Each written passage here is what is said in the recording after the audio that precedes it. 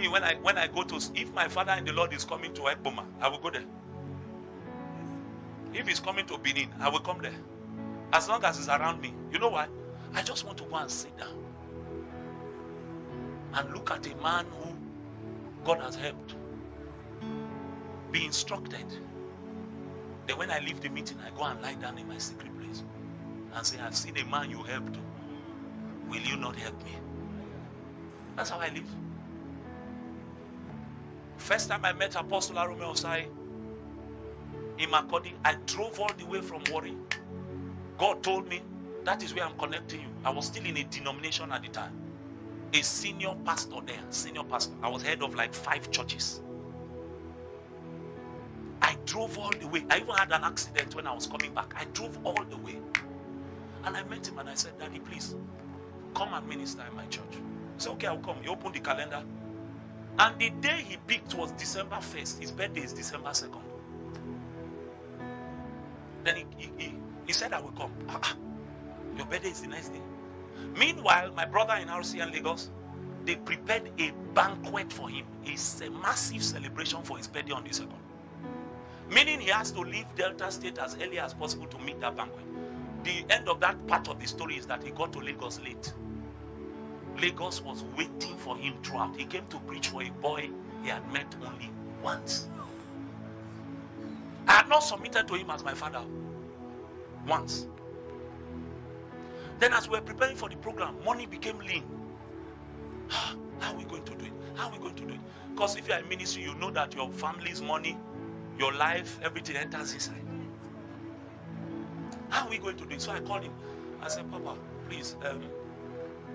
I didn't tell him there is no money. I said, Papa, please, will you mind staying in my house? Your house? Is there room for me? I said, yes. He said, that's the one I prefer. My house. A man he met how many times? Once. And I even thought he was coming alone. He came with his wife. And I'm not talking about Arome Osayi of 2010. I'm saying 2016, at the peak of his ministry. When everywhere he went, crowds were waiting to receive him. He came, slept in my house, ate my small amala with me, preached powerfully. And then as he was about to leave, you know why? That's a man that does not relate with people based on flesh. He had already seen that God had told me to come and submit. When he was about to leave, I carried honorarium. I said, Daddy, I want to give some cash, and then I want to send some into your bank account. And he laughed and he put his hand on my shoulder. A big man of God. Where I was, I could not even see the senior pastor as a senior pastor. I don't have access to him. If I like, let me be dying. I don't have his phone number to call him. He put his hand on my shoulder and said, bro, I don't preach for money. I preach for relationship. Today, you are my brother.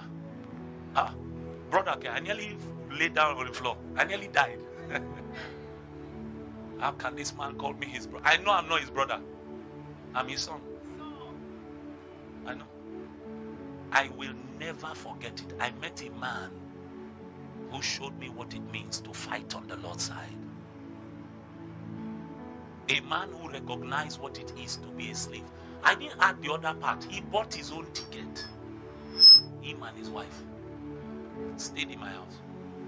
Slept in the room I use as my prayer room. When I entered there after the conference, I didn't want to come out.